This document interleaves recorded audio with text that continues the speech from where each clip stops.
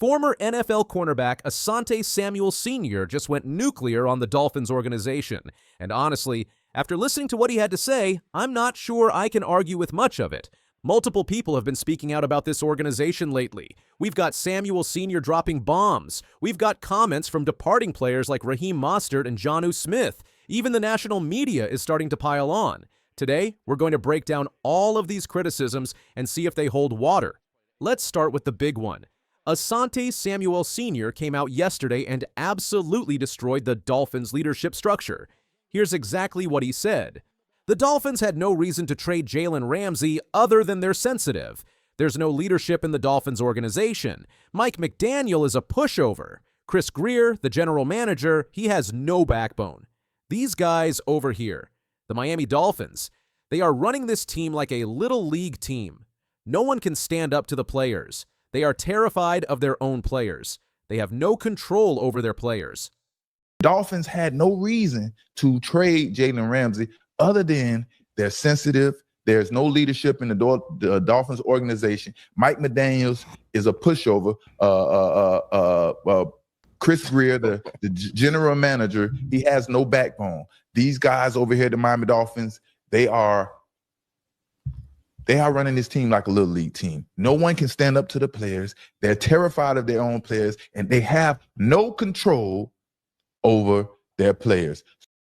That's pretty damning stuff, right? Samuel Sr. didn't hold back at all. He basically called out the entire power structure from top to bottom. The head coach is a pushover.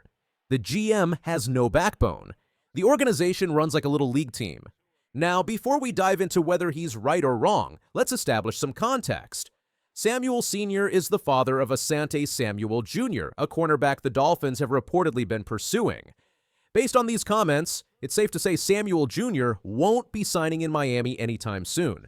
Samuel Sr. specifically mentioned the Jaylen Ramsey trade as evidence of organizational weakness. Let's break down what actually happened here because it's pretty telling. The Dolphins gave Ramsey a contract extension after he was dealing with a groin injury. Remember this timeline. Ramsey has injury concerns, gets his extension, then suddenly he's good to go for week 2.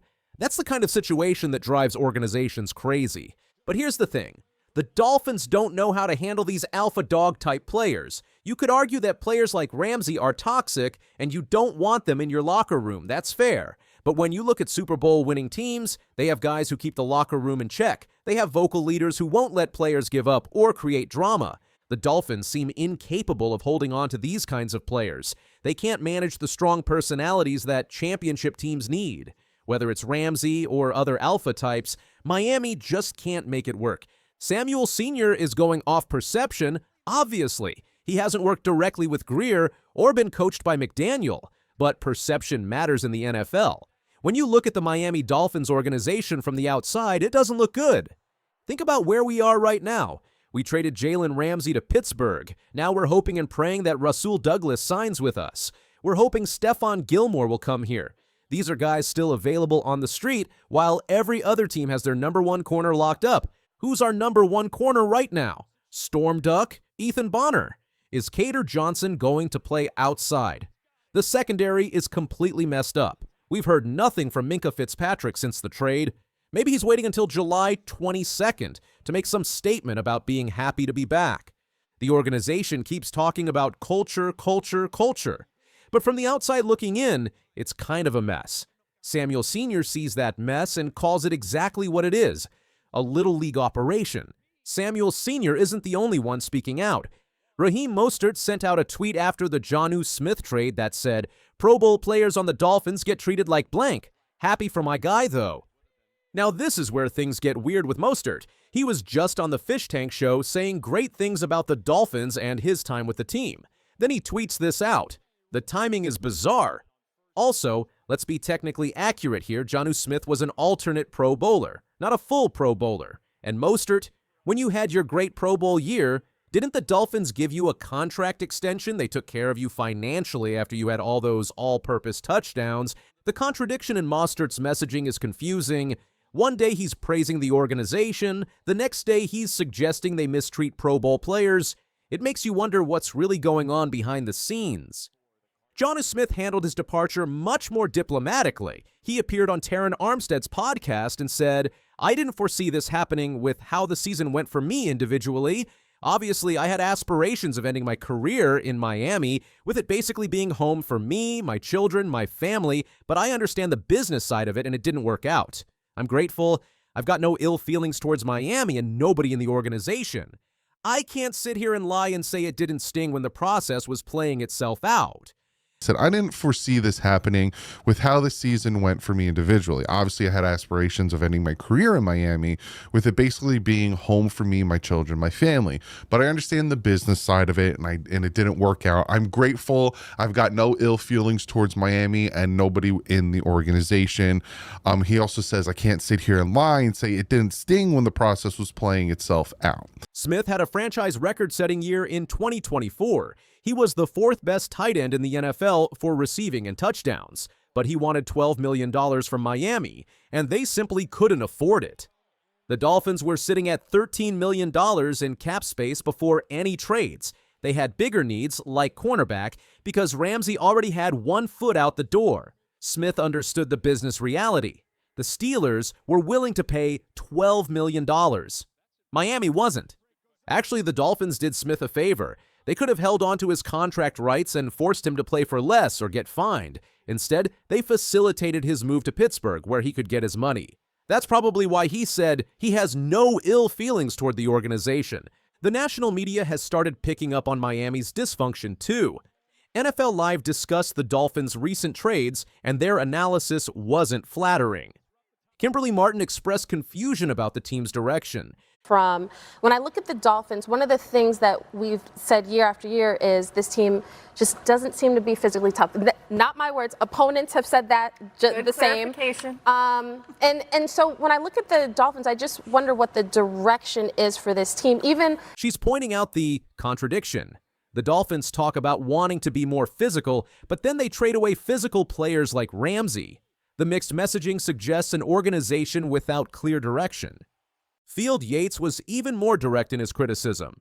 Which is that they've made a handful of big bets over the past few years, whether it's trades or extensions or trades that led to extensions, a la Bradley Chubb, a deal that has not worked out. The Tyreek Hill extension, which, 1 season into it looked like perhaps, a mistake on Miami's part. We'll see if he bounces back this season. Jalen Ramsey as well, extended in September, now traded in July, Mina. It just feels like this is a team whose football business is often mediocre, and that's... Yates nailed it.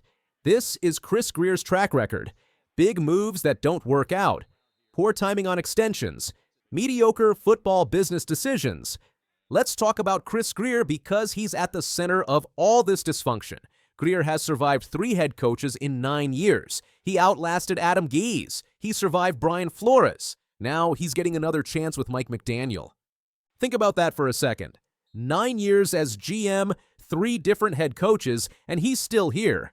You would think this guy had taken us to AFC Championship games 6 out of the past 9 years, but we've missed the playoffs 6 of the last 8 seasons. We haven't won a playoff game since 2000. The Bradley Chubb trade is a perfect example of Grier's poor decision-making. Instead of going after Roquan Smith, the linebacker who's now killing it with the Baltimore Ravens, Grier traded for Chubb. That deal hasn't worked out at all. The Tyreek Hill extension looked questionable after just 1 season. The Ramsey extension in September, followed by a trade in July, shows terrible asset management. These aren't isolated incidents. They're part of a pattern of mediocre football operations. The Dolphins find themselves in a difficult position heading into the 2025 season. They have talent but lack leadership. They have potential but poor decision-making at key positions. They have aspirations but a track record of disappointment. The pressure is mounting for significant improvement. If the team struggles again, veteran players will likely be traded, and the entire organizational structure could face major changes. What is he? What's up? What? What's up?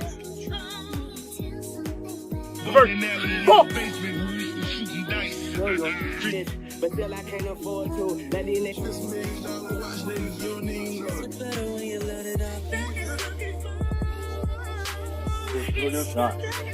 Stay close. Stay close. God. Open the left. Keep the left forward. Like a song terrific. I got a couple pairs. But now, what's that?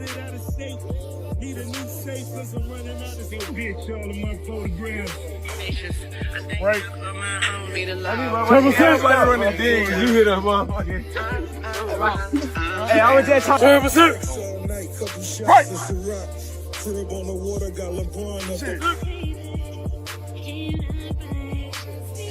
What is? What's that? Right.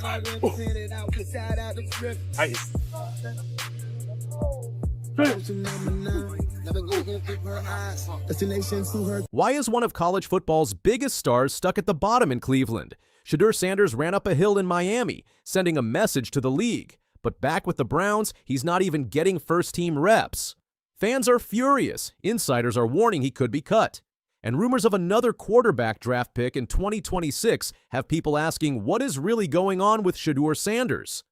Every quarterback in Cleveland's camp has a chip on their shoulder. Yet for Shedeur, it's more than just proving his arm. It's about proving himself. Drafted in the 5th round at number 144. 4 months after being projected as a first-rounder, Sanders landed amid a quarterback logjam. 5 signal callers drafted or acquired in one offseason. Now, the media and fans alike question whether he's here to lead or just to be cut. Enter podcaster Big Snacks, demanding the Browns fire the entire front office if they draft a quarterback in 2026. Why? Because drafting Sanders, Gabriel, and acquiring Pickett on top of Flacco shows no coherent plan. Instead, it's perceived as confusion disguised as strategy. If Sanders is the team's top 2025 quarterback, why waste picks on another one next year? There is no doubt that Shedeur is the best quarterback that they've drafted. There is no doubt that going into this draft that Shedeur Sanders was the best quarterback, regardless of where he was drafted. This tension amplifies every training camp rep or lack thereof Sanders gets. With no first-team reps yet, concerns are mounting. Analyst Chris Carter says sticking with Flacco now is a huge problem, while critics warn that unless Sanders emerges in camp, he'll be cut before the Browns ever draft again. Why? Because Cleveland isn't just deciding the starter, they're deciding the franchise's future. And if Sanders isn't the answer, the Browns will use their top picks on a fresh face in 2026. Shedeur Sanders is no ordinary rookie. At Colorado, he threw for over 11,000 career yards, earned the Johnny Unitas Golden Arm Award, and rewrote school record books. In his final year, he completed 74% of passes for 4,134 yards and 37 touchdowns. His legacy is etched. Jersey retired, record-setting season, college football icon. Can Sanders and the Buffaloes pay it off? Here's Sanders looking. Sanders winding up. He's got him in. Touchdown! Walking up to Lambeau Field, few expected him to fall past round 1. Yet Sanders slipped to pick 144 in round 5, despite comparisons to Tom Brady and talk of potential $20 million contracts. His slide sparked widespread commentary and even attracted a prank call from someone impersonating an NFL GM. Upon arrival, Sanders joined a quarterback room overflowing with experience and promise. Joe Flacco returned on a 1-year, $13 million deal. Kenny Pickett arrived via trade. Dylan Gabriel came in round 3. Deshaun Watson remains, though injured. Sanders knows his ceiling. Starting may mean emerging from QB4. Big Snacks doesn't mince words. Spending picks on Sanders, Pickett, Gabriel, and then considering one more in 2026 is a mockery of strategy. He insists the entire front office must be fired if they draft another QB next summer, calling it wasted draft capital and false hope. Skip Bayless chimed in. What a mountain Shedeur Sanders is going to have to climb. Despite early hype and jersey sales, the NFL hierarchy hasn't convinced Cleveland to elevate him yet. Chris Carter agrees. Naming Flacco the starter is a huge problem, as rookies like Sanders deserve on-field reps to validate development. With no first-team snaps to his name, Sanders is watching others take reps he might have earned. Meanwhile, the Toronto Argonauts place Sanders on their negotiation list, giving them first dibs if he returns to Canada, though it's unlikely he'll go that route. The move signals backup options, but also raises eyebrows. Cleveland managing a roster heavily populated with quarterbacks and not giving them all time. Sanders intensified training in Miami with his longtime coach, wearing down on Hills, ignoring critics. Cam Newton endorsed his mindset. You'll always be hated. Stay locked in. But without roster movement, effort alone won't change depth charts. Brian Sleep, the Browns' 1979 MVP, urges giving rookies a fair shot in Cleveland's soon-to-arrive $2.4 billion domed stadium. However, insiders indicate team leaders are already backing Flacco as the Week 1 starter. Joe Flacco remains the main starter with veteran clout. Kenny Pickett brings trade acquisition upside. Dylan Gabriel is a third-round rookie who has been strong in camp. Shedeur Sanders has had no reps yet and sits on edge. Deshaun Watson is filling a season-long mentorship role. We've got breaking news out of the NFL where the Cleveland Browns are trading for Eagles backup quarterback Kenny Pickett. Having 4 QBs is rare. Cleveland risks developmental stagnation across the board. With training camp set for July 25th, followed by preseason that starts August 9th, Sanders needs reps, not for hype, but to showcase readiness. Sports Rush analysis reveals Browns are eyeing 2026 quarterback prospects like Arch Manning, Fernando Mendoza, Cade Klubnik. If they're planning to draft one, it means Sanders or Gabriel would be cut before then. That sets a ticking clock for both rookies. Prove you belong by the end of 2025 or else. Chris Carter and Cecil Shorts. The third voice frustration, no first-team reps signals lack of investment. Without meaningful reps, how can Sanders improve or showcase skills? It's not about talent, it's about opportunity. Carrying 4 QBs limits space for receivers, linemen, and depth. Fans worry picks used could have strengthened the line or weapon core. If Cleveland still drafts in 2026, those earlier picks were wasted. Shedeur isn't just any rookie, he's Deion Sanders' son, and that carries media glare. Dave Portnoy called the Browns slide a worst-in-history move. Some scouts criticized his attitude during interviews, and public perception plays a big part in opportunities. Each quarterback entering camp means fewer reps per QB. Teams usually keep 2 signal callers. Cleveland is risking stagnation by spreading reps thin. Retaining top picks in 2026 is smart to build around a quarterback if you don't already have one, but if Sanders or Gabriel emerges, trading a pick becomes the logical high-upside option. The timeline is clear. Steelers start training July 25th, open preseason August 9th. Sanders must make every rep count. One glance, one drive could elevate him ahead of the pack. Kevin Stefanski and Andrew Berry need to clarify who is visioned as quarterback 1, quarterback 2, quarterback 3 in 2025, and is that plan tied to future picks?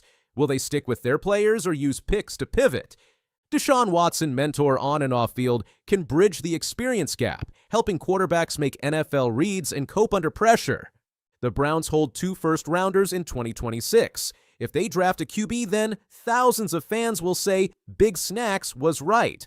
But if Sanders flashes in 2025, those picks become trade chips. A bold, savvy move.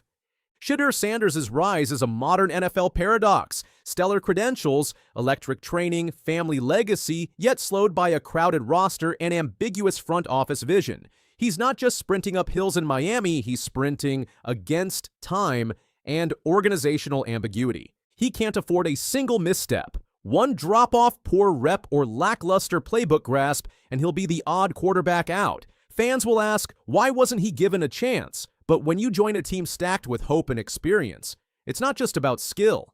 It's about seizing the moment, earning reps, earning trust, and own those early opportunities. It's 2025. The NFL looks for players who can dominate early. Sanders has talent, but the question remains, can he assert himself now before Cleveland decides their future in 2026? If this update gave you clarity on Cleveland's quarterback mess, smash that subscribe button. Do you think Shedeur Sanders will earn serious reps this camp, or will the Browns pivot again? Comment below, is Sanders the future of the Cleveland Browns? Should they carry 4 quarterbacks into a season? Would you trade 2 future first-rounders for stability now? Hit like if you want weekly QB camp breakdowns and frontline NFL updates. We have some breaking news rippling throughout the land of the NFL. What we've been anticipating for what feels like months now is finally going to happen. According to the NFL Network insiders, Aaron Rodgers is finally heading to Pittsburgh. I'm Omar Reese, and one of those insiders, Tom Pelissero, is here. Tom, break it down for us. How did this happen and why now?